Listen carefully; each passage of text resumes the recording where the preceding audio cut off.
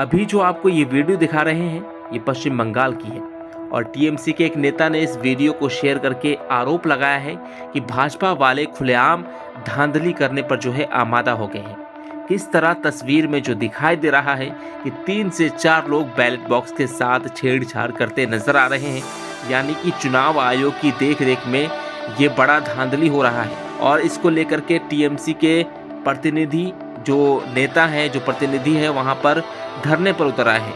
আপনারা কেউ নেই, তাহলে আমরা দুজন এখানে যখন বসে আছি আমাদের এই যুক্তিটা কেন দেয়া হচ্ছে যে অন্যরা আসুক তখন আমরা সবাইকে নিয়ে যাব? কেন তাহলে যুক্তিটা খেললো না? বসে আছে, আমাদের ঢুকতে দিচ্ছে না, এখন নেমন্তন্ন করে পাঠাচ্ছে বিজেপি ক্যান্ডিডেট। আপনারা বিষয়টা এটা জানতে পারলেন কিভাবে? আমরা 4:30 পরে তো ক্যামেরাতে মুভমেন্ট দেখছি, ক্যামেরা নাম্বার 17 এ মুভমেন্ট। আমাদের লোকেরা তো সিসিটিভি তারপরে তো আসলে আমাদের লোকেরা ইলেকশন কমিশনের এই স্কুটিনির কাজে 3:30 4টে অবধি তো এখানেই ছিল, ফলে তাদেরকে জানানো হয়নি।